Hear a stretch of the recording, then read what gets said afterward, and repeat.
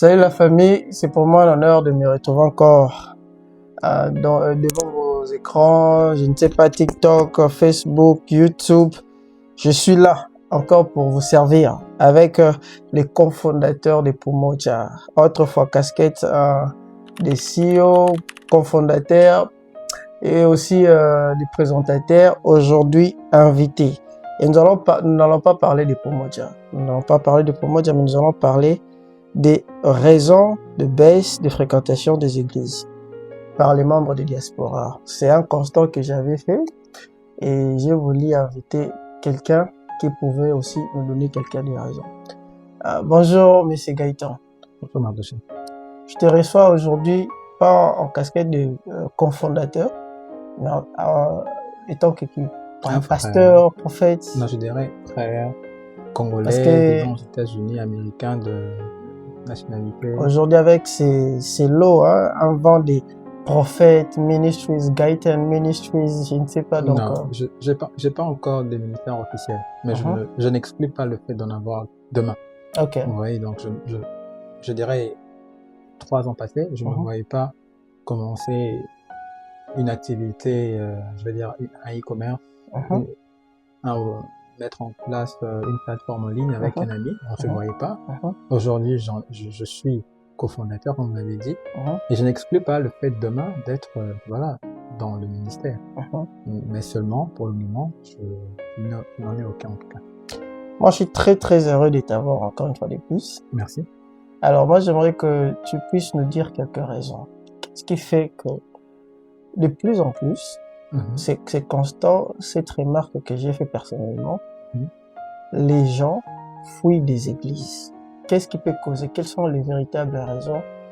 La question serait, pourquoi de nombreux de la diaspora s'éloignent-ils des églises? Ok. Est-ce que toi-même, personnellement, as-tu une église d'attache actuellement? Actuellement, non, je n'en ai pas. Tu fais partie du nombre de ces gens qui n'ont pas des églises? D'attache, oui. D'attache. Alors, dites-nous quelles sont les raisons, en général. Ok. D'abord, je dirais que c'est un constat. Oui. Ici, je pense que quand on interroge plusieurs personnes, chaque personne vous donnera ses raisons valables. Je pense que vous aussi, vous avez des raisons qui vous motivent à cette réticence-là. Je pense que le mot réticence aussi est un peu trop fort, mais on va l'employer comme ça. Mais après, je pense que les raisons que les personnes évoquent, à mon avis, certaines raisons sont, je pense pas que c'est vraiment fondé. Parce qu'il y a des gens qui disent voilà, je fréquente pas parce que la réputation du pasteur, parce que dans cette église, il y a des membres qui ne m'aiment pas, il y a des personnes qui ont 2 vies. Vous voyez, une vie à l'extérieur et puis une vie à l'intérieur, voilà, double facette et tout. Mais après, on répondra à cela que voilà, il n'y a aucune église parfaite. Vous voyez, ce genre de choses ont existé même à l'époque. Donc, je ne pense pas que ce soit vraiment des raisons solides, mais après, chaque personne a sa manière de voir les choses. Mais seulement, ce que moi j'ai pu constater, je suis un peu sorti dans ce cadre-là de réputation des églises, des membres et tout ça, quoique je comprends, mais je suis un peu sorti dans ce cadre-là. Je suis allé un peu puiser beaucoup plus profond. Et par là, j'ai ressorti 3 raisons qui, selon moi, amèneraient certaines personnes à ne pas fréquenter les églises. Je parle bien, on fixe le contexte, nous sommes dans la diaspora. Alors, allez-y, chaque point à 3 minutes. Ok. D'abord, premièrement, du premier point, je dirais que tous ne sont pas chrétiens. Ça, je m'adresse directement aux églises ou encore aux dirigeants des églises. Vous devez savoir que tous ne sont pas chrétiens. On a développé une certaine mentalité. Vous savez, quand vous êtes au pays, surtout nous qui sommes au Congo, il y a quand même pas mal d'églises. La vie chrétienne, elle est liée directement avec notre culture. C'est-à-dire, on est chrétien parce qu'on est né dans une famille chrétienne. Habitude. Voilà, c'est devenu comme une habitude. Vous voyez, une activité au quotidien. C'est-à-dire, chaque lundi, peut-être, j'ai répétition. Chaque mardi, j'ai ça. Chaque dimanche, samedi soir, j'ai réunion à la jeunesse. Et chaque dimanche, vous voyez. Donc, les gens, nous, vous et moi, nous savons que être chrétien, pour être chrétien, on doit le devenir. On doit donner sa vie à Jésus. Comme Jean 3,16 le dit, une rencontre personnelle. Voilà. Avoir cette connaissance-là et donner maintenant sa vie à Jésus, se dire que oui, j'ai grandi dans une famille chrétienne, une valeur chrétienne, tout ce qu'on peut dire, mais bonne moralité, mais cela ne fait pas de moi un sauvé. Je dois avoir ce contact-là avec le Seigneur. Je dois donner ma vie à Jésus et puis commencer cette vie maintenant avec toute la conscience, cette marche avec le Saint-Esprit, avec le Seigneur. Chose que j'ai comme l'impression que les églises ne regardent pas. La plupart des églises ne regardent pas. C'est-à-dire, ne vous attendez pas à ce que ces personnes qui viennent ici dans la diaspora fréquentent directement les églises s'ils ne sont pas chrétiennes, ces personnes. Vous voyez? Parce qu'il faudrait qu'on soit d'abord chrétien, né de nouveau, qu'on ait accepté, pour qu'on ait la connaissance ou la conscience que, voilà, je vais dans cette église-là, pas parce que, voilà, c'est une activité quotidienne, je dois toujours aller, non, mais parce que je me base sur ce que la Bible dit qu'il est doux et agréable au final de demeurer unis ensemble. Donc, il y a cette connaissance-là, cette maturité-là, et je pense que c'est l'un des aspects que la majorité d'églises doivent regarder. Je me rappelle que ici à Washington, à Seattle, il y avait une activité évangélique. C'était fait par des Blancs. Je crois que ça arrive une fois l'an. On pouvait voir les gens avec des pancartes « Jesus save you, Jesus ». Pourquoi ne pas avoir des activités évangéliques comme ça au sein de la diaspora aussi? Je vois certains qui organisent des journées sportives, des moments de rencontre, ils invitent certains frères. Des grands jeunes. Exactement. Pourquoi ne pas accentuer ou faire en sorte que ces moments deviennent maintenant des moments d'évangélisation? Pas que des moments où on vient prendre quelque chose, on vient jouer au foot, non. Mais que ce soit juste le canal par lequel on veut réunir ces personnes-là, ou bien on veut se rapprocher de ces personnes-là. Vous voyez? Pourquoi ne pas avoir des tracts où je ne parle pas des activités qu'on invite les gens, je parle de moments d'évangélisation, c'est-à-dire on évangélise les gens. Il y a un constat amer, que je crois que vous en rappellerez. Il y a un monsieur qui était en live, qui voulait commencer un live, et il y avait personne qui venait. Et il s'est mis directement à s'énerver. Sauf que c'est là qu'il m'a comme il y a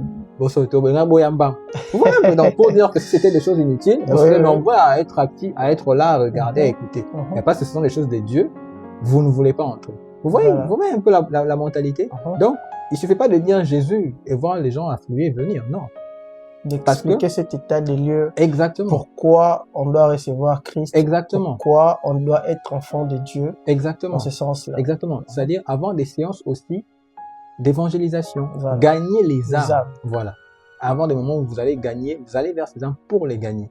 Après, il y a beaucoup de méthodes, on va pas entrer là-dedans, mais c'est l'une des raisons que les églises doivent se dire, je pense que il y a bon nombre de gens qui ne fréquentent pas l'église, c'est parce que dès le départ, qu'ils ont été habitués à aller à l'église dans leur pays, mais ici, ils n'ont jamais peut-être eu de relation avec le Seigneur. Et quand ils quittent dans ce cadre-là, où c'était une habitude, quand ils quittent dans ce cadre-là, leur vraie nature s'est manifestée. Voilà. Et puis surtout que au Congo, quand votre père est pasteur, vous savez, vous êtes obligé même d'être dans des départements.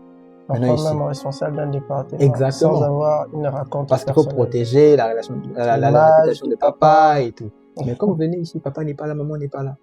Vous voyez? Et au pire, si vous travaillez le dimanche, petit à petit, vous allez vous dire, bon, j'ai travaillé jusqu'au samedi, j'ai fait overtime, donc je préfère me reposer le dimanche aussi, l'église, tout ça, vous voyez? Donc, je pense que c'est l'une de 3 minutes est écoulée pour le premier point, les 3 minutes pour le prochain point. Et le deuxième point, je parlerai de la doctrine.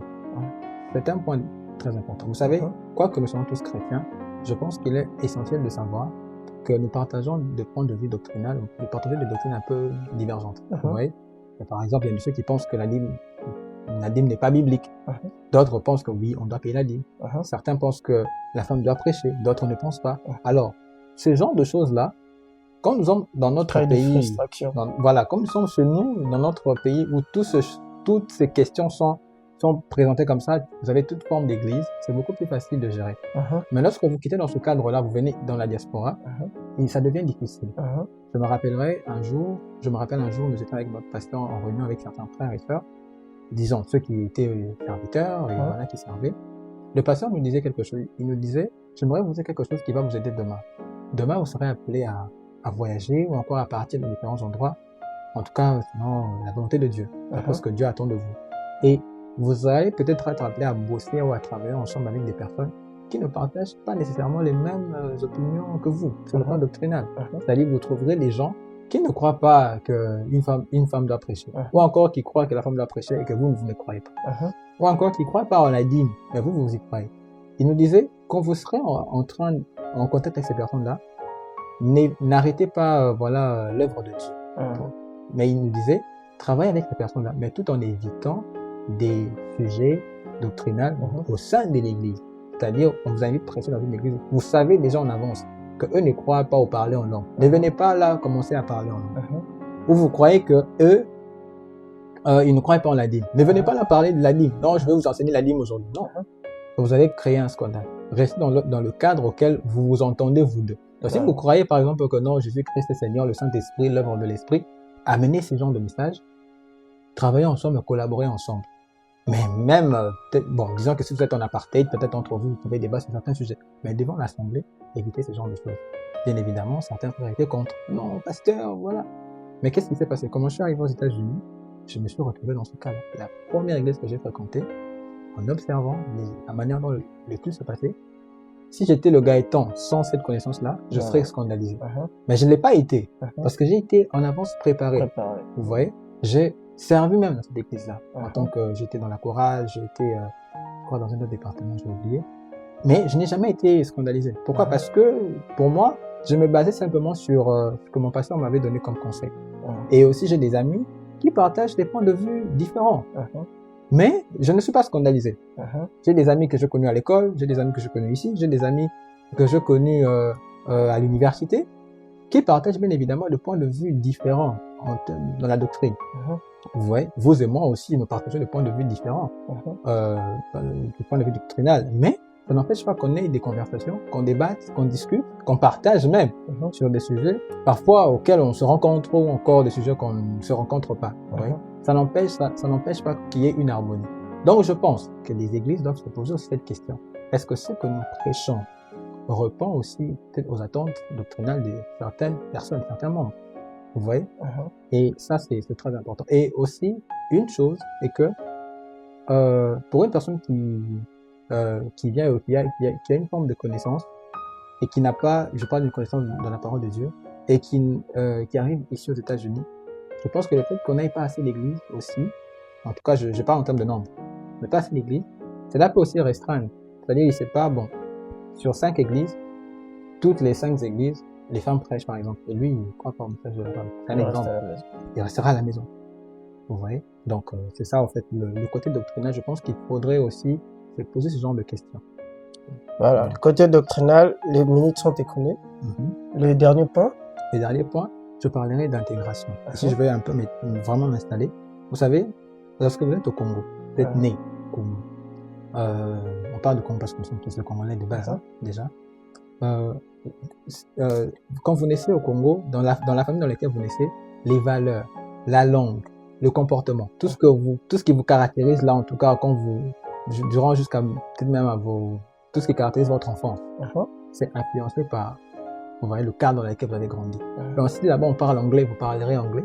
Si on parle lingala, vous parlerez lingala. Je me rappelle d'ailleurs, mon petit frère, notre cadet, avait l'habitude, quand il a eu des amis voisins, il avait l'habitude de parler avec eux en lingala. Et dès qu'il franchit le seuil de la maison, il parle en français. C'était automatique. On le grondait pas, on le frappait pas, on ne disait pas, hey, parle français. Non.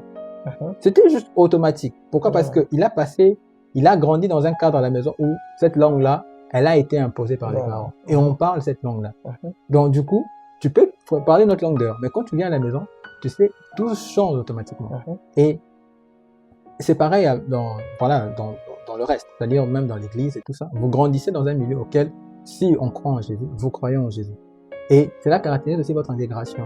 Et lorsque vous sortez du toit familial, vous fréquentez des amis, vous pouvez soit être influencé par ces amis-là, ou encore les influencer par votre manière d'être, par votre comportement, par vos valeurs aussi. C'est comme ça que vous verrez que facilement, les gens, il est à Mongafula, ou il est à Bumbu, ou à Selembao, mais qui fréquente une église qui est à Gombe. Très loin. Très loin. Dépassant des milliers d'églises. Oui, parce que là, ils se sont intégrés par rapport au cadre. Et vous savez, entre Mongafula et Gombe, il y a une centaine d'églises, comme si vous habitez Kinshasa. Vous voyez? Tout comme aussi, il y a quelqu'un qui habite Mongafula, disons Gombe, qui va prier à Mongafula À Mongafula. ou À à Limete. Limete, vous voyez. Parce que c'est quand il arrive là, il sent le cadre vraiment qui l'accueille et tout ça. Il aime ça, en fait. Il est intégré, son esprit est à l'aise. Alors lorsque nous venons ici, nous vivons la même chose. Nous vivons la même chose. Parce que quand on vient, le premier McDo que vous avez fréquenté, le premier gas station que vous avez fréquenté, le premier boulot auquel vous allez travailler, sont les personnes qui sont avec vous qui auront à décider de ça. Qui auront à décider de ça. Et ce sera maintenant à vous, avec le temps, de décider si vous correspondez réellement à ce genre de boulot, si vous correspondez vraiment à ce genre de nourriture. Est-ce que vous devez commencer à consommer cette nourriture? Et si vous êtes, est-ce que vous correspondez vraiment à ce genre de magasin? Vous voyez? Est-ce que vous correspondez vraiment à ce genre de milieu, d'état, de ville? Vous voyez? Donc, la partie intégration influence beaucoup dans tout ça. Et quand quelqu'un vient comme ça, je parlais d'église, il y a ces gens-là qui ont déjà une certaine connaissance de la parole de Dieu, qui ont déjà une relation directe avec le Saint-Esprit. Donc, quand ils viennent et qu'ils fréquentent une église, il ne fréquente pas comme une personne lambda. Il a une certaine connaissance et il juge tout ce qui se passe sur base de la connaissance qu'il a. Certaines même disent qu'ils ont des révélations dès qu'il arrive dans une église. Le Seigneur lui parle de l'église, du pasteur, du milieu, du combat, du ministère, de l'appel même du pasteur. Vous voyez, le Seigneur lui donne tout, en tout cas, et puis le Seigneur même lui dit ce qu'il est censé apporter dans cette église-là. Vous voyez? Donc, la partie intégration joue un rôle très important. Et si vous arrivez dans un milieu où la maison, le cadre, ne fait que critiquer les églises, vous allez développer aussi cette réticence-là. Et si vous n'avez pas une connaissance solide, de vous dire, oui, bon, ça arrive qu'on puisse parler du mal des églises, mais j'aimerais moi aussi interroger le Seigneur ou encore palper, en tout cas, pour voir est-ce que vraiment ce que les gens disent c'est vrai. Vous voyez? Mais si vous n'avez pas une connaissance solide, vous allez juger, ok, donc, il a couché avec ta soeur, il t'a escroqué, ce pasteur a fait ceci. Vous voyez, directement, vous allez vous retenir, vous allez être réticent, parce que vous avez entendu des choses qui vous ont influencé directement. Vous voyez? Donc, beaucoup aussi, je pense, plusieurs subissent ça. Plusieurs ont des chocs, plusieurs ont, beaucoup de choses des frustrations, et ils essayent de communiquer la même frustration. Combien de fois on n'entend pas les gens critiquer en mal les églises, insulter les pasteurs, et ces gens-là, généralement, reçoivent aussi certains dans leur maison. C'est un grand impact. Exactement. Donc, la partie intégration joue un rôle très important dans ça. En tout cas, je pense il faudrait que les églises aussi voient les choses dans de part et d'autre, la grande responsabilité de ces phénomènes, la plus grande responsabilité serait de quel côté? Les églises? Je pense que les églises, je parle église, je parle en termes structurels. Voilà, en termes structurels, parce que chaque église a sa manière de fonctionner. Il y a des églises où c'est les pasteurs qui coordonnent tout, il y a certains c'est les diacres, d'autres, différentes églises ont différentes manières de fonctionner. Où serait la grande responsabilité? Je pense que les églises ont une grande responsabilité de se réunir. 80%. Je dirais même à 100%. C'est-à-dire de se réunir et de se faire poser des bonnes état questions. des lieux. Exactement. De faire ce constat. Pourquoi est-ce que? Parce que les plaintes, généralement, proviennent des églises. Vous voyez, ce sont des églises généralement qui se plaignent. Voilà, il y a même des gens qui culpabilisent. Tu étais au Congo, tu priais. Tu viens aux États-Unis, tu arrêtes de prier. On sait, vous et moi, que en 6e année de humanité, tout le monde est chrétien, tout le monde prie. Moi, je me souviens que j'avais des musulmans qui priaient au nom de Jésus pour avoir les diplômes. Vous imaginez? Donc, il n'a jamais été chrétien. C'était une contrainte. Juste après, et puis il repart dans ses actes. Exactement. Il y a même des gens, le jour où il reçoit son résultat, il va en boîte. Il va en boîte. Il va dormir il va à l'hôtel, vous voyez. Donc, il va se pervertir. Il n'a jamais reçu cette relation-là avec le Seigneur. Il n'a jamais reçu cet appel-là. Donc, du coup, ne vous attendez pas à ce que, vous voyez. Donc, quelqu'un qui vient aux États-Unis, vous allez lui dire, voilà, tu étais au pays. Oui, il était dans la souffrance. Il s'est dit, en ce moment de souffrance, il n'y a qu'un seul être qui peut me sortir de là. Il implore la grâce de Dieu. Il devient fréquent à l'église, cherchant vraiment à plaire à Dieu. Même si on sait que c'est toujours la grâce. Mais l'homme, généralement, veut poser des actes dans sa nature. Et quand il vient ici, il voit que, il voit plus d'intérêt, parce qu'il avait basé cette manière de se conduire, parce qu'il voulait obtenir pour un intérêt qu'il a déjà obtenu. Bon, il s'en fout. Donc, vous voyez. Donc, ce sont les églises qui parfois se plaignent. Alors, je pense que les églises doivent s'asseoir, se poser des bonnes questions. Ok, on vise un certain type de personnes, ou encore une certaine tranche d'âge, les amener dans le Seigneur. on s'assoit, on organise. Je sais que ça sera pas facile, mais je pense que ça va changer un peu, ça va un peu changer, voilà, La façon la de façon travailler. de travailler aussi. Mhm. Et dans la prière également, prier pour ces âmes-là, parce que Voilà. c'est Dieu qui doit faire ce travail, de les convertir, de Mhm. le convaincre. Vous voyez? Un grand constat Donc, que les églises, les mêmes églises au Congo ont un département très puissant d'intercession pour intercéder exactement, pour la croissance des églises, exactement. mais qu'ici, moi, personnellement, j'ai constaté que la plupart des églises n'ont pas ces noyaux, cette base d'intercession. Oui, je pense aussi que c'est aussi en termes d'âge. Vous voyez, les églises sont jeunes, Mhm. et elles ne sont pas assez équipées aussi. C'est Et un puis en point, termes d'occupation également, exactement, parce que c'est un pays où à tout moment on est équipé. exactement. La raison pour laquelle je dis que les églises doivent s'asseoir, ils doivent vraiment réfléchir Mhm. pour voir comment ils peuvent amener ces gens-là à venir. Ouais, c'est un travail. Ça prendra le temps que ça prendra. Mhm. Mais vous restez aussi dans la vision de l'église, n'est-ce pas? C'est-à-dire de gagner des âmes. Vous Voilà. restez dans cette mission-là. Il y a Et même d'ailleurs un verset que la Bible dit, priez au maître de la moisson d'envoyer les ouvriers. vous voyez, Moi, je pense que c'est très très important très ce important. que tu as dit. Exactement. Et Mhm. aussi se poser des questions. Est-ce que peut-être le message qu'on prêche, est-ce que ça, du point Voilà, doctrinal, voilà. exact. Et si ça ne répond pas, vous priez à ce que ces personnes-là retournent des églises auxquelles on prêchera la doctrine qui le convainc. Voilà. Pas nécessairement la bonne, parce que je ne pense pas qu'une église a à 100% une très très très bonne doctrine qui met tout le monde d'accord. Quelques failles peuvent y Ça être, peut aussi, voilà. oui, oui. Mais je pense que par la grâce de Dans Dieu, dans la grande partie. ouais, je pense que dans par la grâce de Dieu, nous essayons en tout cas de servir Dieu dans le Mhm. bon. Mais après, Dieu seul saura nous juger si on a bien fait ou pas. Mais après, je pense que faire ce travail de doctrine, de se dire, est-ce que la doctrine que nous prêchons, ça convainc, va aussi minimiser un peu les frustrations des églises. Vous voyez, Voilà. dire, ok, peut-être que on ne Une convainc bonne pas. approche, travailler sur une bonne approche, Exactement, une bonne approche. doctrinalement parlant. Exactement. Ou encore, c'est dire, bon, nous allons organiser des sujets auxquels ces gens-là vont venir, mais ça ne sera pas dans le cadre doctrinal. Quoique, on sait quand même qu'ils croient en Jésus, ils croient en ceci. On a quand même sur 4 points auxquels on est d'accord. Alors, on va plus se baser sur ça, afin que ces personnes s'y trouvent leur place dans notre communauté. Après, on sait que, toutefois, ils garderont aussi un peu de distance concernant certains points. Par exemple, s'ils viennent et que tout le monde parle en langue, bon, je serais un peu choqué s'ils ne croient pas en ça. Il y a des chrétiens qui ne croient pas au parler en langue. Il y a une polémique dernièrement ici sur une chanson d'un frère qui fait polémique. Parce qu'on dit, il enregistre en langue. Vous voyez, donc ce sont des points qui sont vraiment importants. Parce que je Très sensible. pense que même les apôtres ont eu à vivre ce genre de choses. Des On voit les contradictions apôtres, entre eux. voilà, on les voit, n'est pas prier. Je dis, mais n'est pas prier, mais discuter entre eux et n'a pas avoir des conclusions. Je me dis, mais ils pouvaient consulter Dieu. Mais ils l'ont pas fait. Ils se sont dit, bon, je pense que pour qu'on marche bien, toi reste là, nous restons ici. Vous voyez? Paul le dit, hein, celui qui mange ne juge pas celui qui ne mange pas. Ouais. On voit Pierre être hypocrite à un certain moment. Voilà. Donc, ce sont des points qui sont existentiels. On doit être vrai, on doit être sincère. Ce sont des points qui séparent un peu, qui blessent parfois. Alors, il faut être assez mature pour se dire, bon, cela ne nous divise pas, mais que cela peut nous séparer, mais que cela ne nous divise pas. Okay. On a tous une même vision, celui de gagner les âmes, c'est d'amener plus de personnes en Christ, en Jésus, et le reste, seul Dieu nous jugera et nous conduira comme bon le semble.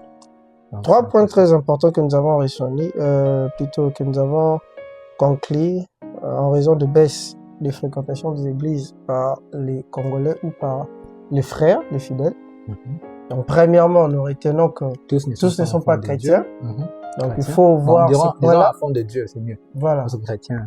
Tous ne sont pas enfants de Dieu. Il faudrait d'abord ne pas les juger et travailler sur cela. Deuxième point, le point doctrinal. Exactement. Et troisième point, c'est la fréquentation. Non, l'intégration. Mesdames et messieurs, dites-nous en commentaire ce que vous en pensez. Dites-nous vos suggestions, mais aussi vos questions. Comme ça, moi, je vais revenir, si possible, par ce que vous allez donner comme suggestion, question. Je vais le faire parvenir par le frère Gaëtan. Et si possible, on aura organisé une prochaine émission, un prochain numéro pour répondre à ces questionnements. A-t-il un dernier mot de fin ou un conseil aux églises ou à ses frères? Ok, je pense que je dirais aux églises d'avoir plus de tolérance, ouais, de faire preuve de beaucoup de tolérance, d'être patient et de prier, d'organiser. Et je pense que seul Dieu peut résoudre ce problème. parce qu'il y va aussi je dirais, du salut des âmes. Hein. C'est très Ouais. important. Je pense qu'il faudrait avoir ce fardeau, prier pour ces âmes-là, pour ces personnes qui ont perdu le goût. Voilà. C'est vraiment, le conseil, il est vraiment amer. Bon, Voilà. les gens qui ont perdu même le goût, voilà. Et je dirais à ceux-là qui hésitent d'aller dans les églises pour des raisons, je pense que aucune église n'est parfaite. Je pense Ouais. que si vous pensez que votre raison, ça peut se comprendre, je pense que parlez à Dieu, priez Dieu, dites à Dieu, voilà, j'ai vraiment besoin de... Ne minimisez pas le fait de ne pas fréquenter l'église. Ce sont des choses qui tuent à petit feu. Voilà. Donc, on n'a pas tous peut-être le même niveau spirituel, on n'a pas les mêmes combats spirituels, on n'a pas les mêmes restrictions spirituelles. À certains, Dieu peut te dire, ne regarde pas ça. À d'autres, Dieu peut dire, ne bois pas ça. Et les femmes auxquelles Dieu a dit, ne consomment pas d'alcool. À certains, on a dit beaucoup de choses. Donc, Dieu sait donner à chacun par moment des instructions propres. Oui. Alors, je pense qu'il faudrait, pour nous, pour ceux-là aussi qui ne fréquentent pas l'église, de ne pas se plaindre de ça, de plutôt prier le Seigneur afin que le Seigneur nous dirige auprès d'une église d'attache. Et aussi, auprès de ceux-là qui ne sont pas convertis, je pense que Jésus-Christ revient bientôt. Il y a plus, en tout cas, ça ne se cache plus. Hein. Le monde des ténèbres est tellement visible. Vous savez, nous sommes dans un pays auquel on n'est pas obligé on n'est pas forcément à l'aise de dire certaines choses. Hein. On doit parfois filtrer certaines choses. Et je pense que on doit être conscient de ça, en fait, que Jésus-Christ est à la porte. Et si aujourd'hui il revient, je parle pas d'église, je parle de ton âme. Hein, je parle de ton âme. Et où tu iras? Est-ce que tu vas être dans, voilà, l'abîme? Tu vas être, ou bien tu vas être enlevé, aller dans la nouvelle Jérusalem avec moi, bien sûr. Je suis convaincu d'y être ce jour-là. Donc, je pense que on doit vraiment se poser des bonnes questions. Tolérance, prière surtout. Et pour ceux qui... Patience, oui, merci. Et pour ceux qui ne fréquentent pas, parce que voilà, ils sont pas convaincus, prière aussi. Demandez vraiment la volonté de Dieu. Et ceux qui ne fréquentent pas juste parce qu'ils sont pas nés de nouveau, je pense qu'il est temps de donner sa vie à Jésus-Christ. Voilà. Moi, ça a été un très grand honneur de t'avoir. Un plaisir à partager. Merci à tout le monde qui nous avait suivis. Laissez-nous un like. Pourquoi pas, c'est s'abonner à mon compte sur YouTube et rendez-vous au prochain numéro pour un sujet encore très très spécial. Portez-vous bien, que le Seigneur vous bénisse. Amen.